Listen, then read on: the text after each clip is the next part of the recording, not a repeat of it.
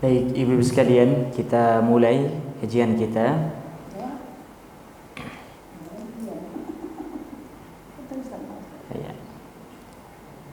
Bismillahirrahmanirrahim.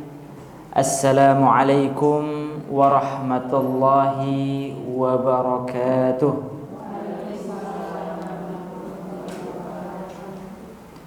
Alhamdulillah. Alhamdulillahilladzi bini'matihi tatimmus shalihat. Alhamdulillahi hamdan katsiran tayyiban mubarakan fih. Nahmaduhu subhanahu wa nashkuruhu wa min kulli dhanbin nastaghfiruh. Wa nashhadu an la ilaha illallah wahdahu la syarika lah. Wa nashhadu anna Muhammadan abduhu wa rasuluh. Subhanaka la ilma lana illa ma 'allamtana innaka antal alimul hakim. Allahumma anfa'na bima 'allamtana wa 'allimna ma yanfa'una wa zidna 'ilman tanfa'una bihi ya rabbal alamin. Allahumma ati nufusana taqwaha wa zakkiha wa anta khairu man zakkaha anta waliyuha wa maulaha ya rabbal alamin. Ibu-ibu sekalian, jamaah Majelis Ta'lim Baitul Jihad yang semoga dimuliakan Allah. Alhamdulillah, bersyukur kita kepada Allah atas segala limpahan nikmat yang Allah karuniakan kepada kita semua.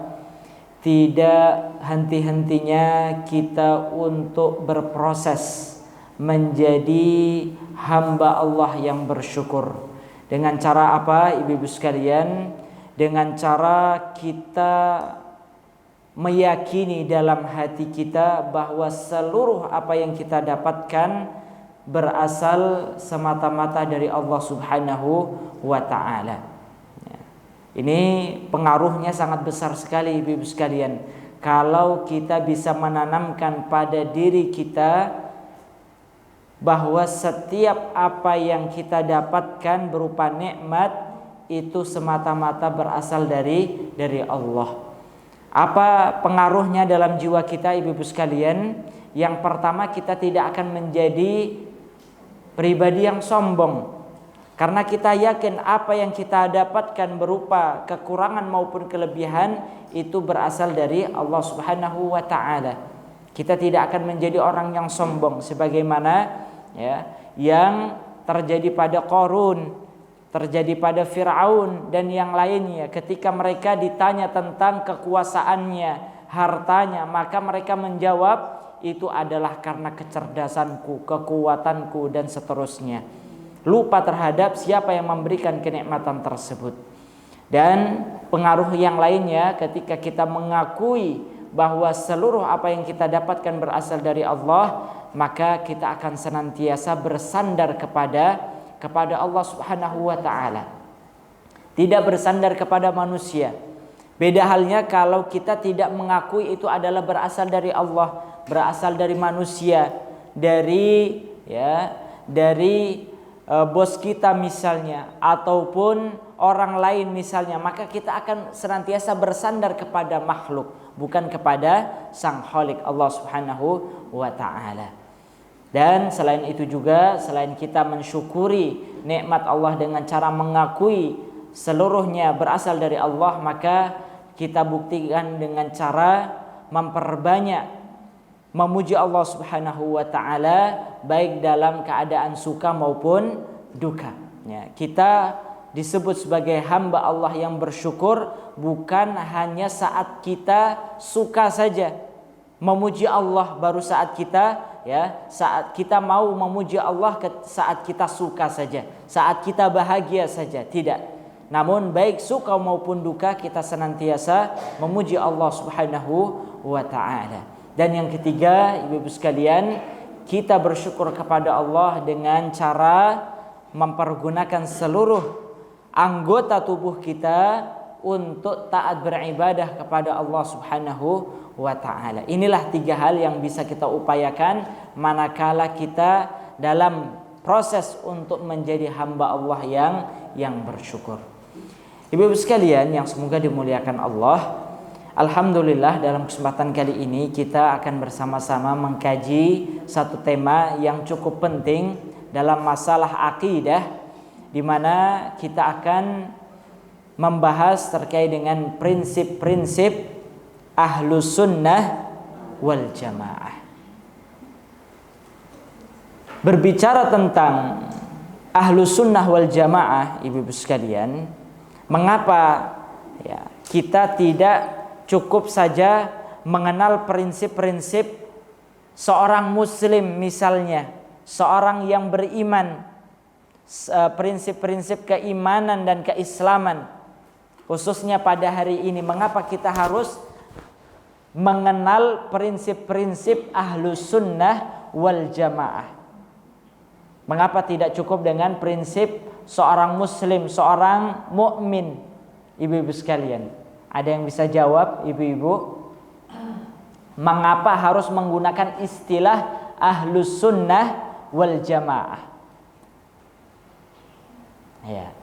Maka ibu-ibu sekalian, perlu untuk kita fahami bahwa ajaran Islam yang dibawa oleh Rasulullah Sallallahu Alaihi Wasallam dan diajarkan kepada para sahabat, diajarkan kepada generasi berikutnya tabi'in, tabi'ut tabi'in, maka ini adalah ajaran yang murni, ya, ajaran yang murni, berasal dari Allah Subhanahu wa taala.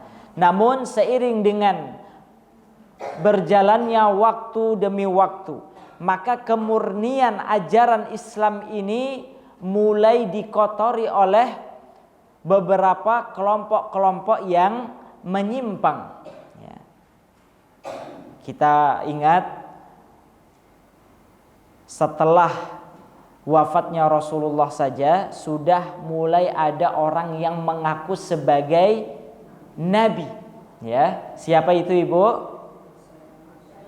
Musailamah Al-Kadzdzab. Ya, kenapa disebut dengan Al-Kadzdzab? Al-Kadzdzab ini adalah julukan. Al-Kadzdzab artinya adalah pembohong, pendusta. Ya, Musailamah sang pendusta. Mengapa disebut pendusta? Karena dia telah berdusta terhadap ajaran Islam. Ya, belum lama Rasulullah wafat saja sudah mulai muncul orang-orang yang memiliki pemahaman yang menyimpang. Ya, hingga ketika dalam perjalanan waktu, terutama di zaman Imam Ahmad bin Hanbal, kelompok-kelompok yang menyimpang ini semakin banyak, semakin banyak. Bahkan Imam Ahmad bin Hanbal itu beliau rela untuk dicambuk, dihukum, dipenjara karena apa? Mempertahankan prinsip-prinsip Ahlus Sunnah wal Jamaah. Ya, karena menolak pemahaman-pemahaman yang menyimpang, maka beliau sampai rela untuk dipenjara, dihukum dan lain sebagainya. Maka oleh karena itu para ulama untuk membedakan antara seorang muslim mukmin yang memiliki akidah yang lurus sesuai dengan apa yang dibawa oleh Rasulullah dan para sahabat, maka disebutlah, diberikan namalah, yaitu dengan nama Ahlus Sunnah wal Jamaah, yaitu adalah kelompok yang senantiasa menjaga kemurnian ajaran ataupun sunnah Rasulullah Sallallahu Alaihi Wasallam, dan mereka bersatu untuk menjaga kemurnian ajaran ini. Baik.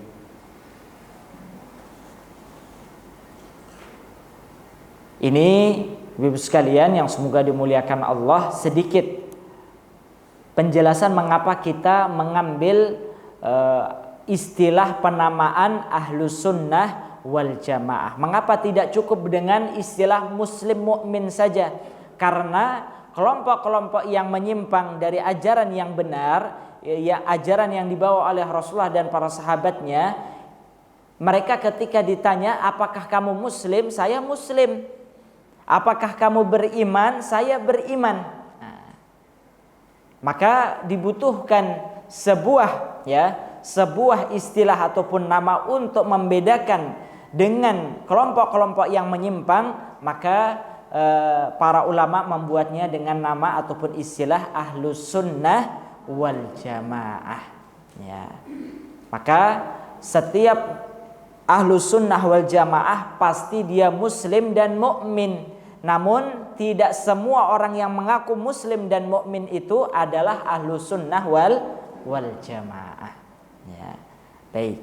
Ibu sekalian, maka menjadi Ahlus Sunnah wal Jamaah, pengikut Ahlus Sunnah wal Jamaah ini kita semua harus berupaya untuk memastikan bahwasannya akidah kita itu harus murni sebagaimana yang dibawakan oleh dan diajarkan oleh Rasulullah sallallahu alaihi wasallam.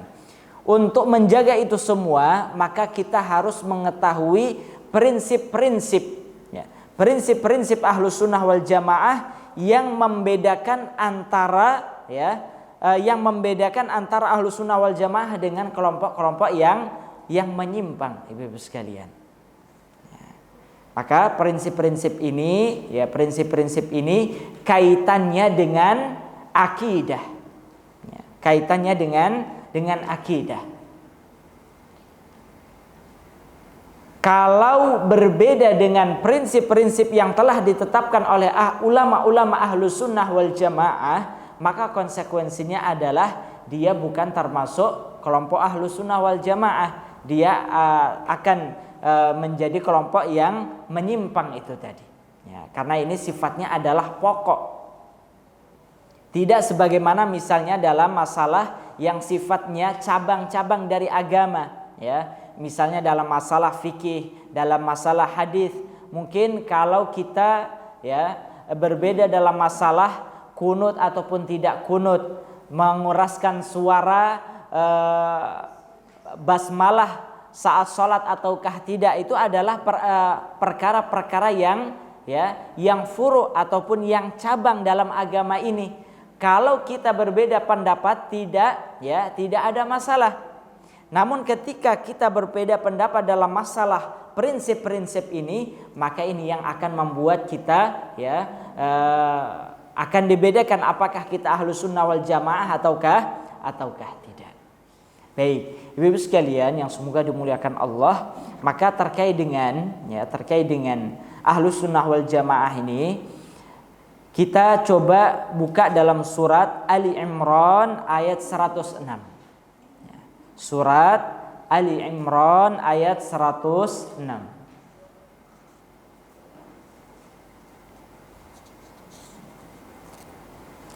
Silakan ada yang bisa membacakan ayat dan terjemahannya, Ibu.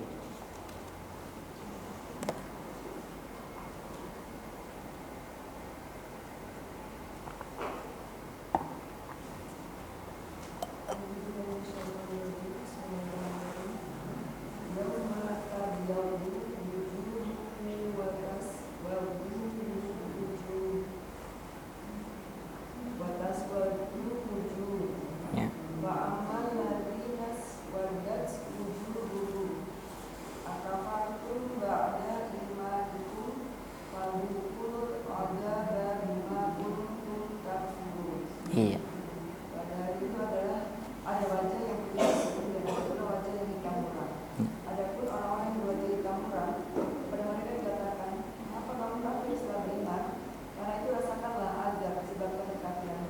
Iya. Baik, surat Ali Imran ayat 106. Allah Subhanahu wa taala menyebutkan di dalam ayat ini, yauma tabyaddu wujuhun wa taswaddu wujuh. Pada hari pada hari kiamat, pada hari yang waktu itu ada wajah yang putih berseri dan ada pula wajah yang hitam muram. Fa ammal ladzina aswaddat wujuhuhum, adapun orang-orang yang wajahnya hitam muram, maka akan dikatakan kepada mereka, akafartum ba'da imanikum, kenapa kalian kafir setelah kalian beriman? Fadzuqul adzaba bima kuntum takfurun. Karena itu rasakanlah azab siksaan yang disebabkan karena kekafiranmu itu. Baik, Ibu-ibu sekalian, ayat ini menurut sahabat Abdullah ibnu Abbas radhiyallahu anhuma, ya, sahabat Abdullah ibnu Abbas ini merupakan sahabat yang paling faham terhadap tafsir Al-Quran.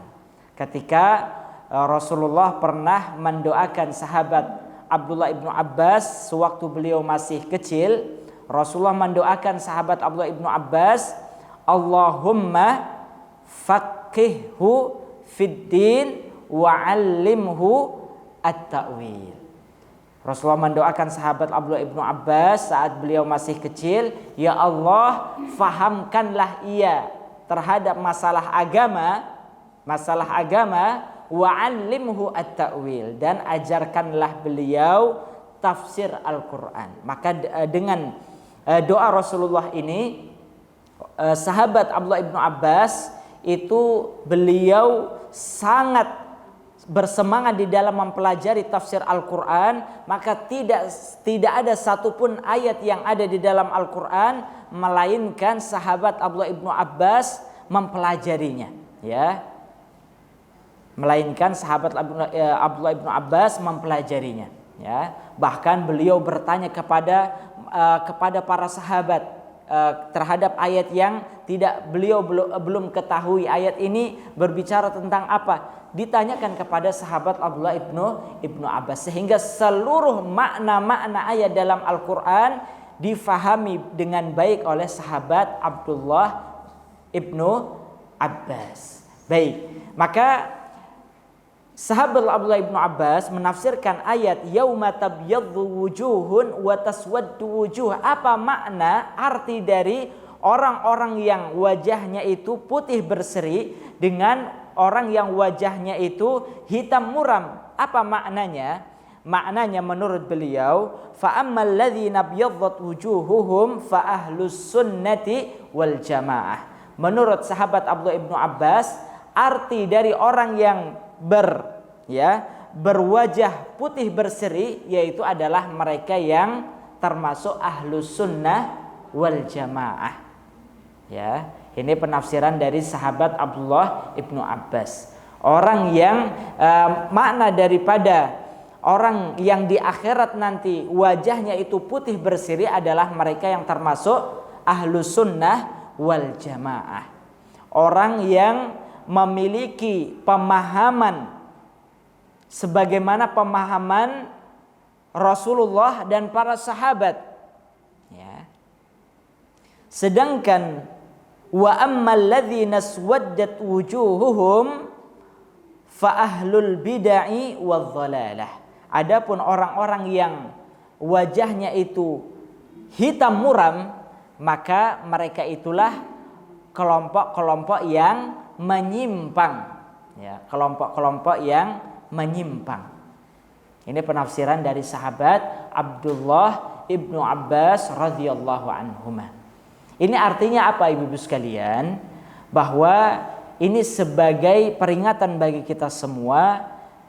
Kita harus betul-betul memastikan bahwa kita termasuk golongan ahlus sunnah wal jamaah yang memegang teguh prinsip-prinsipnya, ya. Sehingga nanti kita di akhirat itu dikelompokkan ke dalam golongan yang wajahnya itu putih berseri, ya. Tidak sebagaimana kelompok yang menyimpang yang wajahnya itu nanti hitam, ya, muram, karena perbuatan dan amalan keyakinan mereka dahulu saat di dunia, ya. Baik, ibu-ibu sekalian yang semoga dimuliakan Allah Subhanahu wa taala, maka termasuk juga mengapa kita harus, ya, mengkaji prinsip-prinsip ahlus sunnah wal jamaah, ya, karena di Indonesia saja, ibu-ibu sekalian, ya, di Indonesia saja itu kelompok yang menyimpang menurut data dari Majelis Ulama Indonesia di tahun 2016 jumlahnya itu sudah mencapai 300 lebih kelompok-kelompok yang menyimpang di Indonesia.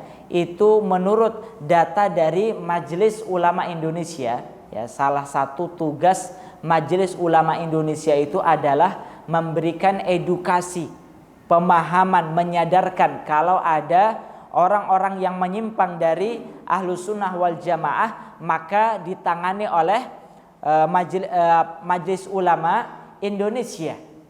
Maka Majelis Ulama Indonesia itu pernah mendata di tahun 2016 bahwa kelompok yang menyimpang di Indonesia saja Ibu, tahun 2016 itu sudah mencapai berapa Ibu? 300 lebih kelompok yang menyimpang. Ya, kalau sekarang 2024 ya sudah berlalu mungkin ya sekitar 9-10 tahunan ya, mungkin bisa jadi bertambah, bisa jadi berkurang.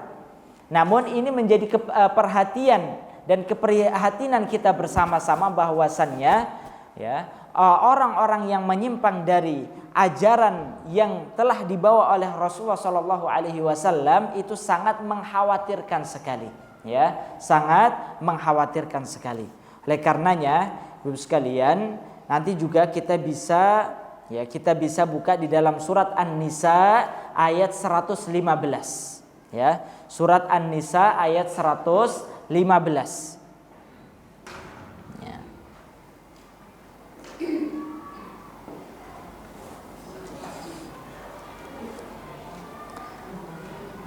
Allah Subhanahu wa taala menyebutkan di dalam surat An-Nisa ayat 115, wa may yushakikir rasula min ba'di ma tabayyana lahul huda wa yattabi' ghayra sabilil mu'minin nuwallihi ma tawalla wa nuslihi jahannam wa sa'at masira. Coba dibaca artinya Ibu. Silakan.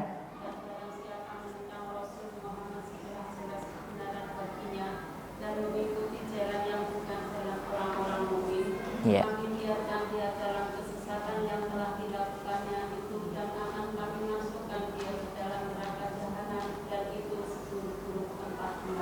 Iya. Baik. Surat apa tadi Ibu? An-Nisa ayat 115. Kalau yang pertama tadi ya,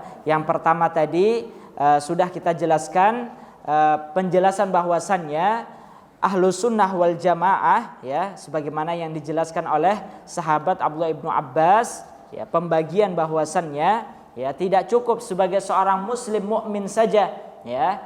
Dan ayat pada surat An-Nisa ayat 115 ini menjadi perintah bagi kita semua untuk mengikuti jalan ajaran yang dibawa oleh Rasulullah. Ya, karena di dalam ayat ini Allah menyebutkan wa may yushaqiqir rasul, barang siapa yang menentang Rasul. Maka dalam kaidah fikih itu disebutkan ya, an-nahyu an syai'in ya amrun bi dhaddihi. Perintah ya, larangan terhadap sesuatu itu pada dasarnya adalah perintah untuk kebalikannya. Ketika Allah menyebutkan barang siapa yang menentang Rasul, maka kebalikannya apa Ibu? Perintah untuk mengikuti Rasulullah. Ya, ketika Allah menyebutkan barang siapa yang menentang Rasul, maka ayat ini sekaligus kebalikannya adalah perintah untuk mengikuti Rasulullah SAW dan larangan untuk menyelisihi dan menentang Rasulullah. Ya, setelah jelas datang kepadanya ya al-huda, petunjuk, wa yattabi' ghaira sabilil mu'minin, dan mengikuti jalan orang-orang beriman ya, dan dia mengikuti selain jalan orang-orang beriman. Siapa yang dimaksud jalan orang-orang beriman di dalam ayat ini? Yaitu adalah para sahabat Nabi Shallallahu Alaihi Wasallam. Jadi barang siapa yang menentang Rasul setelah jelas datang kepadanya penjelasan, petunjuk, hidayah, dan dia mengikuti jalan selain jalan orang-orang beriman. Siapa maksud daripada jalan orang-orang beriman di sini, Ibu-ibu sekalian? Menurut ahli tafsir, makna dari jalan orang-orang beriman di dalam ayat ini yaitu adalah para sahabat Nabi Shallallahu Alaihi Wasallam. Maka barang siapa yang menentang Rasul, kemudian tidak mengikuti jalan para sahabat Nabi Shallallahu Alaihi Wasallam, maka apa yang terjadi? Nuwallihi ma tawalla. Kami akan biarkan dia kemana dia mau pergi, kemana dia mau berkeyakinan dan lain sebagainya. Namun ingat di akhirat, wa nuslihi jahannam. Nanti di akhirat kami akan masukkan dia ke dalam neraka jahannam, wasaat masira, dan itu adalah seburuk-buruk tempat kembali. Baik, Ibu-ibu sekalian, ayat ini menjadi perintah bagi kita semua untuk mempelajari, untuk mengkaji apa saja ajaran-ajaran yang dibawa oleh Rasulullah yang akan membedakan kita dengan kelompok-kelompok yang menyimpang itu tadi, kelompok-kelompok yang menyimpang. Baik.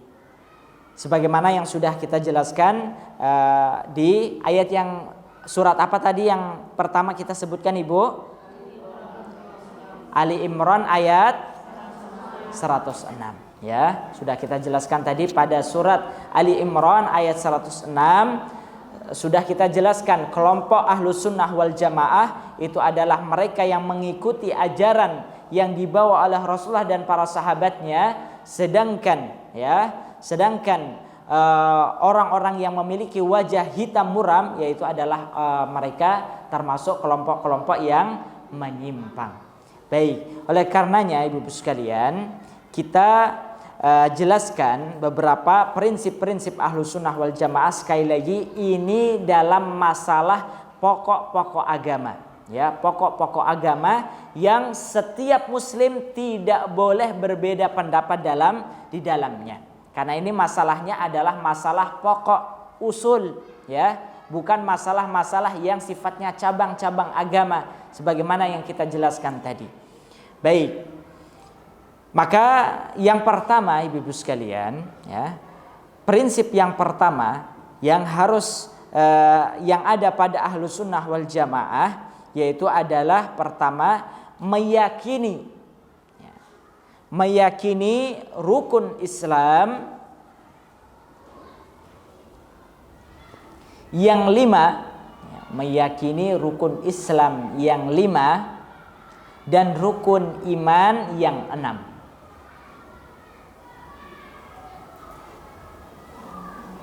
Ya. Jadi prinsip pertama Ahlus Sunnah wal Jamaah itu apa, Ibu? Meyakini rukun Islam yang 5 dan rukun iman yang 6. Baik. Ini nggak bisa ditawar-tawar, Ibu-ibu sekalian. Terhadap rukun Islam dan rukun iman, maka seluruh umat Islam tidak boleh berbeda pendapat, Tidak boleh pengen cari pendapat sendiri. Saya mau nambahkan dalam rukun Islam 1 rukun lagi, nggak boleh. Saya ingin menambahkan dalam rukun iman 1 rukun lagi, tidak boleh. Karena ini sudah ditetapkan dan diajarkan sejak zaman Rasulullah Shallallahu Alaihi Wasallam dan diajarkan secara turun menurun kepada generasi-generasi setelahnya. Baik. Dalilnya apa, Ibu-ibu sekalian? Bahwa rukun Islam itu ada 5, itu sudah sering kita dapatkan. Di antaranya adalah sebagaimana yang dijelaskan oleh Rasulullah di dalam riwayat Imam Bukhari dan Muslim. Rasulullah Shallallahu Alaihi Wasallam bersabda, Bunyal Islamu ala khams. Islam itu dibangun di atas ya 5 perkara. Ya. Islam itu dibangun di atas 5 perkara. Ya, ini dalilnya. Syahadati an la ilaha illallah wa anna Muhammadar Rasulullah. Ya. Wa iqamis salah wa itaiz zakah wa hajjul baiti wa saumi Ramadan. 5, ya. Baik. Begitu pula rukun Islam, ya, rukun iman, ya. Allah Subhanahu wa taala menyebutkannya di dalam surat An-Nisa ayat 136. Ya, surat An-Nisa ayat 136.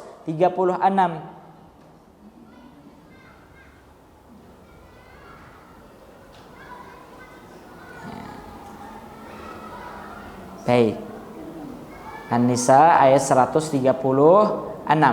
Ya, saya bacakan, ya ayyuhalladzina amanu, wahai orang-orang beriman, aminu billahi wa rasulih. Wahai orang-orang beriman, berimanlah kalian. Nah, ini yang dipanggil adalah orang-orang beriman, kemudian diperintahkan untuk beriman. Coba bayangkan ibu-ibu sekalian. Itu artinya adalah sebagai penegasan. Wahai orang-orang beriman, perbaikilah, kuatkanlah ya keimanan kalian billahi wa rasulihi, terhadap Allah dan Rasulnya, wal kitabil ladzi nazzala ala rasulih, dan terhadap kitab yaitu Al-Quran yang diturunkan kepada Rasulnya, wal kitabil ladzi anzala min qabl, dan kitab-kitab yang diturunkan kepada ya nabi-nabi sebelumnya, ya. Wa may yakfur billahi wa malaikatihi wa kutubihi wa rusulihi wal yaumil akhir faqad dhalla dhalalan ba'ida. Barang siapa yang mengkufuri Allah, malaikatnya, kitab-kitabnya, rasul-rasulnya, dan yaumil akhir, maka sungguh dia telah tersesat dengan kesesatan yang sejauh-jauhnya. Baik, ibu-ibu sekalian, dalil ini ya menjadi penguat bahwasannya prinsip pertama ahlu sunnah wal jamaah itu adalah meyakini rukun Islam yang 5 dan rukun iman yang 6. Kalau ada sekali lagi yang berbeda pendapat dalam masalah ini, maka bisa kita pastikan dia bukan termasuk ahlu sunnah wal jamaah. Ada nggak contohnya ibu? Siapa contohnya ibu yang terhadap rukun Islam dan iman mereka berbeda pendapat? Murji'ah. Murji'ah bagaimana rukun iman dan Islamnya ibu? Bagaimana? Syiah. Iya. Baik. Kita perhatikan Syiah. Kelompok Syiah, ya, kelompok Syiah ini adalah kelompok yang menyimpang yang masih eksis hingga hari ini, ya. Keberadaan mereka sejak zaman dahulu ya sampai hari ini itu masih eksis, ya. Maka kita harus berhati-hati dengan mereka, ya. Belum lama ini di Jakarta, ya, di beberapa tempat, ya, di beberapa tempat itu saat bulan apa ibu? Muharram, ya, saat bulan Muharram, maka mereka merayakan peringatan Karbala, ya, Karbala, yaitu mengenang peristiwa terbunuhnya, ya, Husain, ya, Husain bin Ali, ya, bin Abi Thalib, ya. Baik, apa keyakinan Syiah terhadap rukun Islam dan rukun iman? Menurut mereka, ya, menurut Syiah ini rukun Islam itu ada 7 ibu, ya. Rukun Islam menurut Syiah itu ada 7, ya. Yang pertama al-wilayah, ya. al-wilayah. Ini rukun Islamnya kelompok Syiah. Yaitu yang pertama al-wilayah. Al-wilayah itu artinya adalah ya kepemimpinan. Ya, al-wilayah itu artinya adalah kepemimpinan. Kemudian yang kedua thaharah, ya, kesucian. Baik. Kemudian yang ketiga salat, 4 zakat, 5 puasa, 6 haji. Ya. Ini sama, ya. Kemudian yang ketujuh jihad. Ya, ini adalah rukun Islam mereka. Ya, pertama wilayah, kedua thaharah, ketiga salat, 4 zakat, 5 haji, 5 puasa, 6 haji, 7 jihad. Ya, baik. Ini tidak perlu tidak perlu ditulis. Ya, kita sebutkan saja. Termasuk juga rukun iman mereka juga berbeda. Ya, rukun iman mereka juga berbeda. Rukun iman mereka itu ada 5. Ya, yang pertama adalah tauhid. Kemudian yang kedua adalah al-adl. Yang ketiga adalah nubuwah. Yang keempat adalah al-imamah. Kemudian yang kelima adalah al-ma'ad. Ya, itu artinya adalah ibu-ibu sekalian. Ini contoh. Kita ambil sebagai contoh saja bahwa kelompok Syiah itu terhadap prinsip yang pertama, prinsip Ahlussunnah yang pertama, meyakini rukun Islam yang 5 dan rukun iman yang 6, itu mereka sudah tidak sama. Itu artinya mereka bukan termasuk kelompok Ahlussunnah wal Jamaah. Baik. Bapak sekalian yang semoga dimuliakan Allah, belum lagi misalnya kelompok-kelompok yang lainnya seperti Mu'tazilah, ya, maka rukun iman, rukun Islam mereka juga berbeda, ya. Rukun Islam mereka juga berbeda. Itu artinya ini adalah dua contoh kelompok yang menyelisihi Ahlussunnah wal Jamaah dalam prinsip yang pertama, meyakini rukun Islam yang 5 dan rukun iman yang 6. Ya. Dan bisa jadi nanti ada kelompok-kelompok yang lainnya mengatakan rukun Islam itu ada yang seperti ini, bisa jadi kurang, bisa jadi lebih, dan seterusnya. Kalau ada yang menyelisihi Ahlussunnah wal Jamaah dalam masalah rukun iman dan rukun Islam, maka bisa kita pastikan, ya, dia bukan termasuk kelompok Ahlussunnah wal Jamaah dan dia termasuk kelompok yang menyimpang itu tadi. Ya, baik.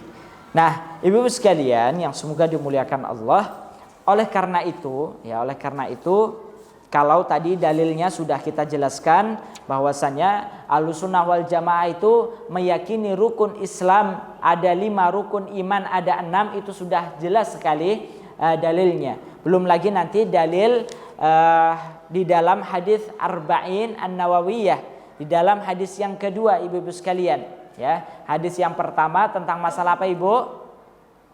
Sudah ada yang pernah mengkaji hadis Arba'in? Tentang niat. Yang kedua tentang apa, Ibu? Hadis yang kedua? Nah, baik, coba nanti dibuka lagi hadis Arba'in, ya. Hadis yang kedua adalah tentang masalah, ya, iman, ya, Islam, iman dan ihsan, ya. Nah, di dalam hadis ini disebut dengan hadis Jibril, ya.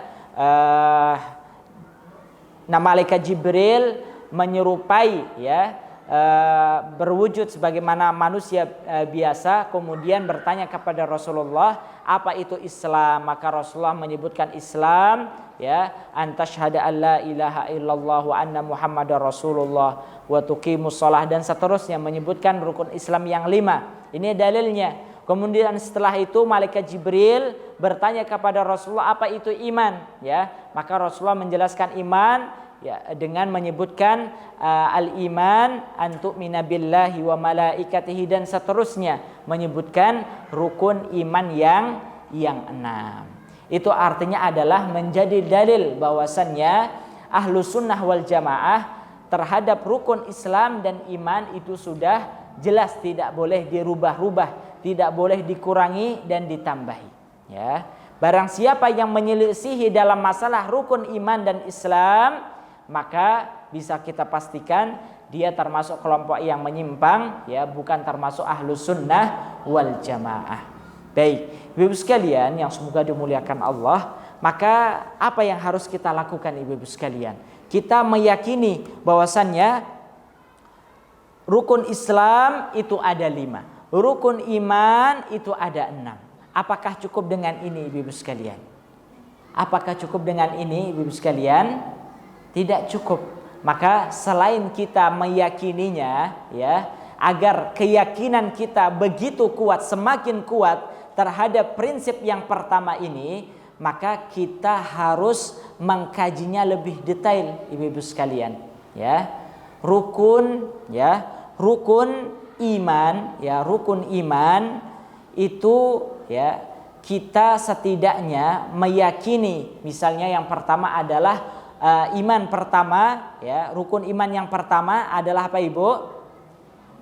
Iman kepada Allah Subhanahu wa ta'ala. Nah, apa ukuran yang paling rendah, ya? Ukuran yang paling rendah kita itu disebut telah, ya, beriman kepada Allah Subhanahu wa ta'ala. Setidaknya keimanan kita kepada Allah itu diakui, itu, ya, apa standarnya ibu-ibu? Kita meyakini kita beriman kepada Allah, ya, maka keyakinan kita, keimanan kita kepada Allah itu diakui dan benar, itu setidaknya standarnya apa ibu? Baik, dicatat ibu-ibu. Iman kepada Allah, ya, standar kita diakui, ya, kita beriman kepada Allah Subhanahu wa ta'ala, ya, maka keimanan kepada Allah itu mencakup 4 hal, ya, keimanan kepada Allah itu mencakup 4 hal. Yang pertama, al-iman biwujudillahi ta'ala, iman terhadap wujud Allah.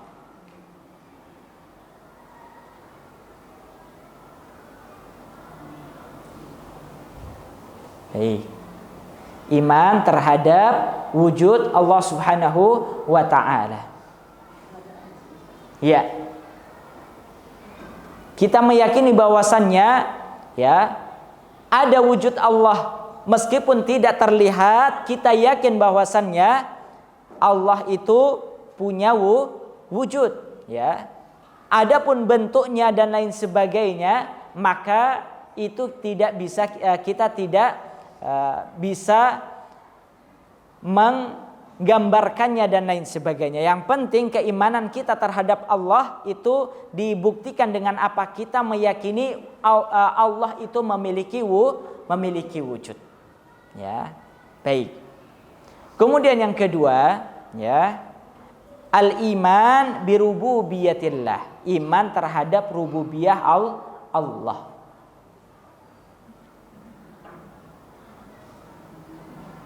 Ya.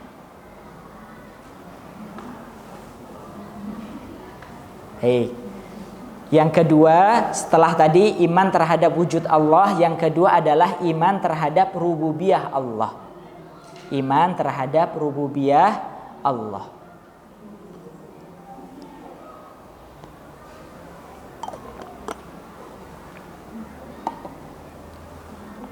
Baik. Yang ketiga, iman terhadap uluhiyah Allah.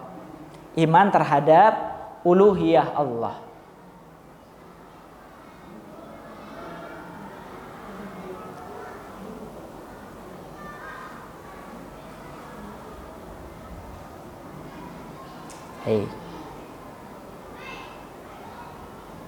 Dan yang keempat, iman terhadap asma dan sifat Allah Subhanahu wa ta'ala.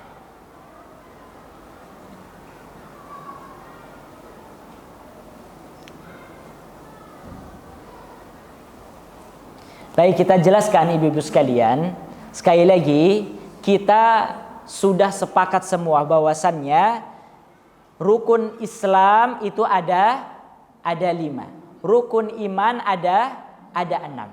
Baik. Kemudian terkait dengan rukun iman, batasan kita, batasan minimal kita itu meyakini rukun iman itu juga kita harus faham, harus miliki.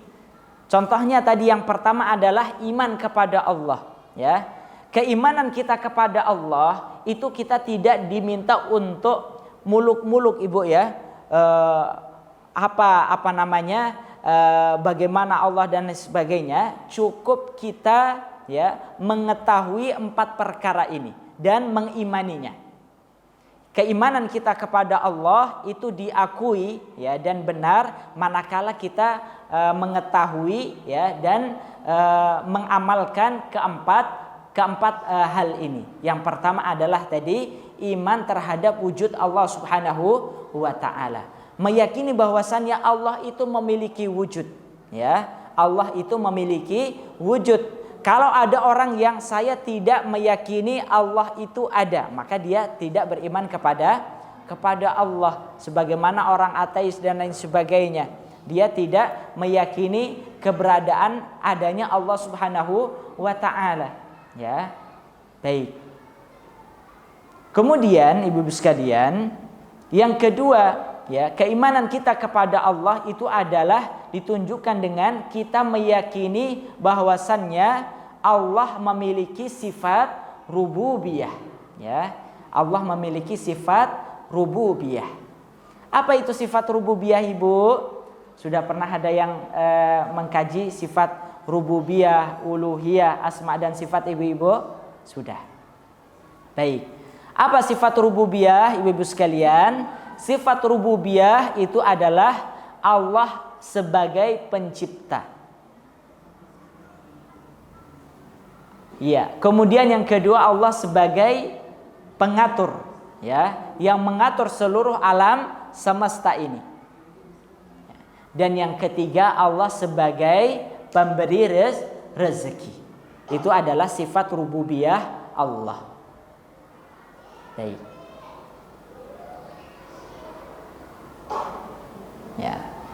Ini dicatat, besok ujian keluar masalahnya, Ibu-ibu. Jadi iman kepada Allah, saya beriman kepada Allah, tapi tidak mau meyakini bahwasanya Allah yang menciptakan, Allah yang mengatur seluruh urusan hidup kita, Allah yang memberi rizki kita. Maka ini belum dikatakan kita beriman kepada Allah. Kita dikatakan beriman kepada Allah manakala kita mengimani sifat rububiyah Allah Subhanahu wa taala.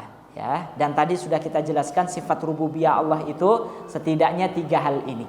Allah sebagai pencipta, pengatur, dan pemberi rezeki. Kalau kita tidak meyakini Allah yang memberi rezeki kita, maka itu artinya kita tidak mengimani rububiyah Allah. Kalau kita tidak mengimani rububiyah Allah, maka kita tidak beriman kepada Allah Subhanahu wa taala. Baik. Kemudian yang ketiga, Ibu-ibu sekalian, iman terhadap uluhiyah Allah. Apa itu iman terhadap uluhiyah Allah, Ibu-ibu sekalian? Iman terhadap uluhiyah Allah itu adalah kita meyakini bahwasannya hanya Allah satu-satunya zat yang berhak untuk diibadahi.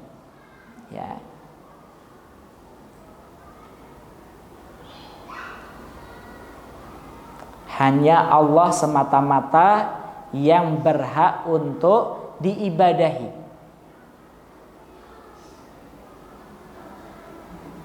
Karena Allah adalah satu-satunya zat yang memiliki dan memenuhi syarat-syarat uluhiyah, ketuhanan. Uluhiyah itu artinya adalah ketuhanan, Allah satu-satunya zat yang memenuhi kriteria sebagai Tuhan, zat yang berhak disembah.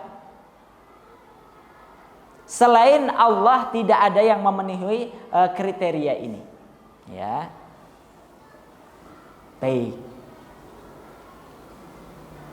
Mau disembah tapi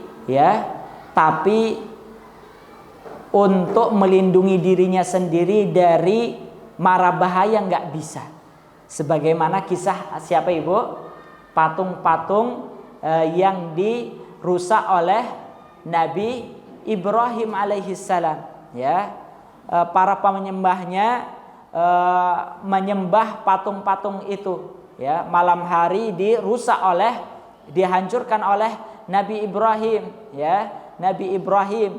Maka pagi harinya mereka bertanya, siapa yang merusak Tuhanku, patungku, ya, dan seterusnya, ya, disisakanlah sampai patung yang terbesar, ya, itu pun akhirnya dirusak, ya, itu pun akhirnya dirusak. Maka Nabi Ibrahim mengatakan, kalau itu adalah Tuhan kalian yang bisa melindungi kalian, ya, melindungi dirinya sendiri saja tidak bisa, apalagi mau melindungi, ya, penyembahnya, seperti itu.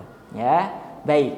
Jadi Allah itu memiliki sifat uluhiyah. Ya, artinya, ya, Allah adalah zat yang berhak untuk disembah. Ya, baik. Jadi kalau ada orang yang meyakini bahwasannya ada selain Allah yang berhak untuk disembah, maka dia belum beriman terhadap uluhiyah Allah, maka dan dia belum beriman kepada Allah Subhanahu wa taala.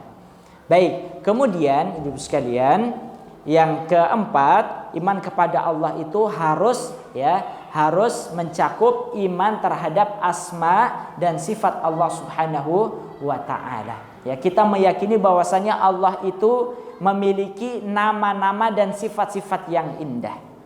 Walillahil asmaul husna, milik Allah lah nama-nama dan sifat-sifat yang baik. Ya, maka kewajiban kita untuk meyakini, mengimani apa saja nama-nama dan sifat-sifat Allah yang indah itu. Kalau kita tidak meyakini Allah itu punya nama dan sifat yang baik, maka kita artinya belum beriman kepada Allah Subhanahu wa taala. Baik, ibu-ibu sekalian yang semoga dimuliakan Allah, begitu pula dengan rukun iman yang lainnya, ya, iman terhadap malaikat, ya, itu juga ada standar-standarnya, ya, termasuk juga iman terhadap kitab-kitab, iman terhadap Rasul, iman terhadap hari akhir, iman terhadap qadha, ya, yang baik maupun yang buruk, itu seluruhnya ibu-ibu sekalian, ya. Ini kita harus yakini, dan keyakinan kita terhadap rukun iman ini juga setidaknya ada, ya, batasan minimalnya, ya. Jadi kita nggak perlu meyakini ataupun mengetahui rincian-rincian yang lainnya. Minimal kita terhadap iman kepada Allah itu 4 hal ini kita yakini, maka kita sudah terhitung sebagai orang yang beriman kepada Allah. Jadi itu batasan minimalnya, ya, batasan minimalnya. Jadi kalau seseorang ditanya, seseorang itu batasan minimalnya disebut sebagai seorang yang beriman, ya, maka selain dia mengimani rukun iman yang 6, maka setidaknya dia mengimani rincian-rincian di ke-6 rukun iman yang ada, ya. Baik, kita ambil contoh saja, kalau soalnya waktunya tidak cukup. Contohnya saja, iman terhadap malaikat. Keimanan kita terhadap para malaikat itu standar minimalnya adalah kita meyakini bahwasannya Allah menciptakan mereka dari cahaya. Kemudian para malaikat ini adalah malaikat yang makhluk yang senantiasa beribadah kepada Allah dan tidak bermaksiat kepada Allah Subhanahu wa taala, ya. Kemudian para malaikat ini tidak punya sifat rububiyah dan uluhiyah. Ya, makanya jangan sampai kita meyakini para malaikat itu punya hak untuk disembah dan lain sebagainya. Ya, sebagaimana sebagian orang memiliki keyakinan yang menyimpang terhadap para malaikat itu adalah ya putri-putri Allah Subhanahu wa taala. Ya, ada sebagian orang yang meyakini bahwasanya malaikat itu adalah anak-anak putri Allah Subhanahu wa taala. Maka ini keyakinan yang menyimpang terhadap para malaikat. Jadi kalau ada yang mengimani malaikat itu adalah anak putri Allah, maka keimanannya terhadap malaikat ya batal, tidak benar. Baik. Termasuk juga misalnya iman terhadap kitab-kitab, ya. Jadi kita meyakini kitab-kitab yang Allah turunkan kepada nabi, ya nabi-nabi sebelum Nabi Muhammad, ya itu adalah benar adanya. Ya. Kemudian Al-Qur'an, ya Al-Qur'an itu adalah kitab penyempurna dari kitab-kitab sebelumnya, ya kitab-kitab sebelumnya. Ya. Dan kita meyakini bahwasannya Al-Qur'an itu adalah kalamullah, ya yang Allah turunkan kepada Rasulullah Sallallahu Alaihi Wasallam. Nah, ini adalah makna daripada ya yang harus kita imani dalam masalah iman terhadap kitab-kitab Allah. Termasuk juga iman kepada Rasul. Ya, iman kepada Rasul. Ya, kita meyakini seluruh nabi-nabi yang Allah utus, baik yang Allah sebutkan nama-namanya dalam Al-Qur'an maupun yang tidak. Ya, baik. Dan seterusnya. Ya, baik. Termasuk juga iman terhadap yaumil akhir. Itu setidaknya kita meyakini 3 hal, ya. Beriman terhadap hari kebangkitan, ya. Kemudian beriman terhadap adanya hisab, ya, adanya hisab. Dan yang ketiga, iman terhadap adanya neraka, surga dan neraka. Kalau kita meyakini 3 hal ini dalam masalah iman terhadap hari akhir, maka keimanan kita terhadap hari akhir sudah benar. Ya. Termasuk juga iman terhadap qadha dan qadar yang baik maupun yang buruk. Ya. Kita yakini apa yang terjadi dalam kehidupan kita seluruhnya itu telah ditetapkan oleh Allah Subhanahu wa taala. Ya. Dan kita meyakini bahwasannya seluruh apa yang terjadi itu pasti ada hikmahnya, ya. Seluruh apa yang terjadi itu pasti ada hikmahnya. Baik ibu-ibu sekalian yang semoga dimuliakan Allah, maka terkait dengan prinsip Ahlus Sunnah wal Jamaah, sekali lagi sebenarnya masih banyak, ya. Ada beberapa prinsip-prinsip Ahlus Sunnah wal Jamaah. Namun yang bisa kita jelaskan dalam kesempatan kali ini, prinsip yang pertama yaitu adalah mengimani rukun iman yang 5 dan rukun Islam yang 5 dan rukun iman yang 6. Ya, baik ibu sekalian, insya Allah nanti tugas ibu berikutnya adalah mempelajari prinsip-prinsip ya yang lainnya, ya yang lainnya. Wallahu a'lam, mungkin hanya ini bagi ibu-ibu. Selanjutnya kita berikan waktu bagi ada yang bertanya, kami persilahkan.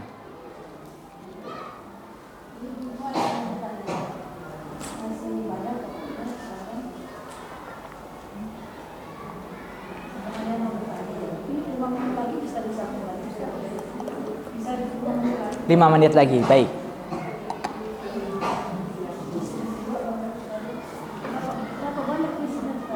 Prinsipnya sekitar 10 lebih, ya 10 lebih. Baik, kita jelaskan. Jadi prinsip yang pertama ini, ya tadi kita meyakini rukun iman, ya rukun Islam yang 5 dan rukun iman yang 6. kalau rukun iman tadi kita sudah paham Ibu ya. Selama kita meyakini rukun iman kita ada 6 ya. Kemudian kita tambahkan batasan minimal ya, pengetahuan kita, wawasan kita terhadap rukun iman itu ya, hal-hal yang sudah kita sebutkan tadi. Jangan sampai kalau kata orang sekarang apa Ibu? Kosong-kosong amat gitu Ibu ya. Jadi kalau kita ditanya rukun iman ya, rukun iman kepada Allah apa saja sih yang harus kita ketahui? Kita itu disebut telah beriman kepada Allah, batasan minimalnya apa sih? Nah, kita harus bisa mengetahui 4 hal tersebut ya. Iman terhadap wujud Allah, rububiyah, uluhiyah, asma dan sifat Allah ya, termasuk juga terhadap malaikat dan seterusnya. Adapun rukun Islam, Ibu-ibu sekalian ya, rukun Islam ya, pertama syahadat ya. Syahadat ini juga menjadi PR bagi kita semua ya. Syahadat itu ya, apa makna syahadat? Kemudian rukun ya, syahadatain ya. Rukun syahadatain apa Ibu? Rukun 2 kalimat syahadat. Ya, apa Ibu? Ini soalnya besok keluar ini di ujian Ibu ya. Baik. Jadi rukun syahadatain, 2 kalimat syahadat itu ada 2. An-nafyu wal itsbat. Ya, an-nafyu wal itsbat. Jadi rukun 2 kalimat syahadat ya, kalimat syahadatain ini menjadi rukun Islam yang pertama. Rukun Islam yang pertama 2 kalimat syahadat. Nah, 2 kalimat syahadat ini juga ya, kita harus setidaknya memiliki wawasan yang ya standar ataupun yang ya minimalnya, wawasan minimalnya, pengetahuan kita terhadap 2 kalimat syahadat ini minimalnya apa? Itu kita harus ketahui ya. Baik, maka 2 kalimat syahadat itu memiliki 2 rukun. Yang pertama an-nafyu. An-nafyu itu artinya adalah peniadaan ya, penolakan.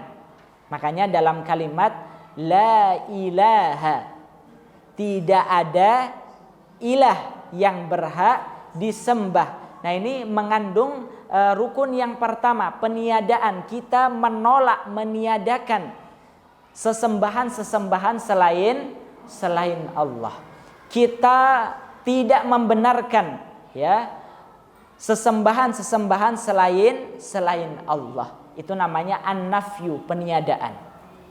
Sedangkan kalimat yang kedua illallah, kecuali Allah, itu namanya adalah al-itsbat, penetapan ya. Al-itsbat artinya adalah penetapan. Kita menetapkan illallah, kecuali Allah. Baik.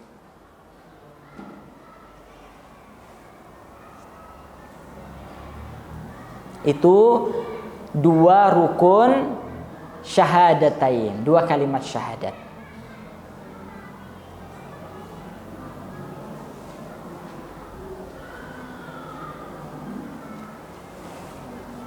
Baik. Termasuk juga nanti syahadat Muhammadur Rasulullah ya. Itu juga ada hal yang harus kita ketahui ya. Ada hal yang harus kita ketahui ya. Kita disebut telah bersaksi, wa asyhadu, dan aku bersaksi, anna Muhammadar Rasulullah, bahwasanya Muhammad itu adalah Rasulullah. Maka hal yang harus kita lakukan ya, konsekuensi daripada kita mengakui bahwasanya Muhammad itu adalah Rasul utusan Allah ya, maka itu juga ada konsekuensinya ibu-ibu sekalian ya. Kita menerima syariat yang dibawa oleh Rasulullah ya. Kita menerima syariat yang dibawa oleh Rasulullah ya. kemudian mengerjakan sunnah-sunnah, ajaran-ajaran yang dibawa oleh Rasulullah. Ya, itu adalah ya rukun dari syahadat wa anna Muhammadar Rasulullah. Ya, jadi 2 kalimat syahadat saja itu ada maknanya, ada rukunnya, ada syaratnya, dan ada pembatalnya. 4 hal ini yang harus kita pelajari terkait dengan rukun Islam yang pertama, kalimat syahadat, ya, syahadatain. Kemudian salat. Salat, dalam masalah salat ini kita meyakini bahwasanya salat itu ya menjadi kewajiban bagi setiap muslim, ya, bagi setiap muslim. Minimal terhadap rukun Islam yang kedua, salat, ya, rukun kedua yang dari rukun Islam, ya, salat, itu kita meyakini salat 5 waktu adalah wajib. Ya, kalau ada orang yang mengatakan sholat 5 waktu itu tidak wajib, nah ini rukun Islamnya bermasalah, ya, bermasalah. Ataupun mengatakan bahwasannya saya sudah nggak wajib lagi sholat 5 waktu. Ada nggak yang seperti ini, Ibu? Ada satu kelompok, ya,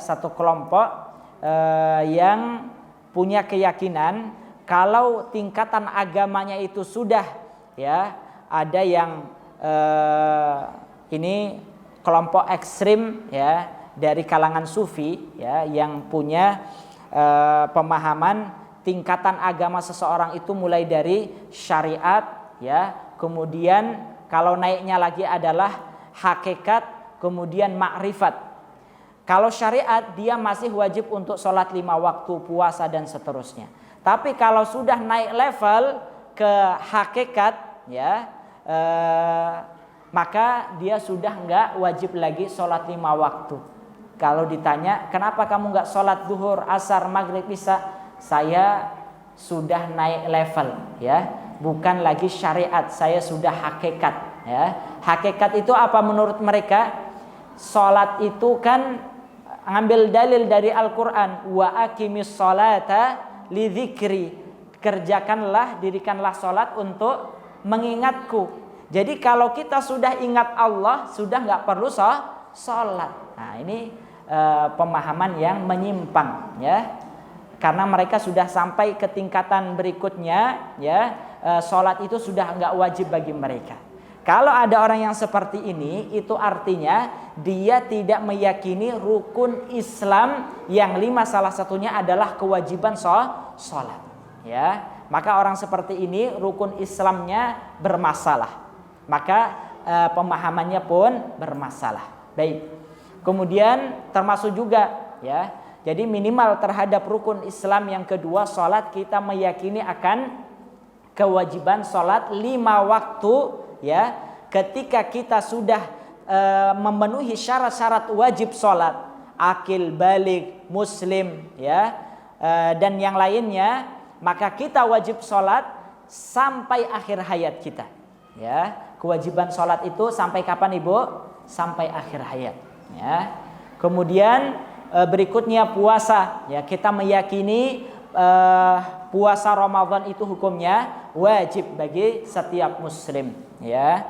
Baik. Kemudian selanjutnya adalah zakat. Zakat kita meyakini setiap muslim yang hartanya mencapai nisab dan telah melalui 1 haul wajib untuk mengeluarkan zakat, ya, mengeluarkan zakat. Kalau ada yang menentang zakat, tidak mau membayar zakat, maka dia, ya, tidak bisa disebut sebagai seorang muslim. Bahkan di zaman sahabat Abu Bakar, ya, ketika Rasulullah wafat, ada sebagian kelompok, saya tidak mau lagi membayar zakat. Maka kelompok ini diperangi oleh sahabat Abu Bakar As-Siddiq. Karena apa? Karena mereka, ya, karena mereka telah menyimpang, tidak mengakui kewajiban membayar zakat bagi seorang muslim, ya. Baik. Kemudian yang kelima adalah haji. Haji kita meyakini bahwasannya haji adalah wajib bagi setiap muslim yang mampu untuk melaksanakannya sekali seumur hidup. Ya, seperti itu Ibu. Jadi minimal kita meyakininya ya dan mengamalkannya sesuai dengan apa yang telah diajarkan oleh Allah dan Rasul-Nya. Ini prinsip yang pertama ya. Kalau kita berbicara prinsip yang kedua ya, tadi meyakini bahwasanya iman itu mencakup ya pembenaran dalam hati, kemudian ya ucapan dengan lisan dan amalan dengan anggota badan. Itu prinsip Ahlus Sunnah wal Jamaah yang kedua. Ya, ini juga kalau perlu penjabaran yang lebih detail karena kebanyakan orang menyimpang karena tidak sesuai dengan prinsip yang kedua ini juga. Seperti itu, wallahu a'lam. Baik, silahkan Ibu.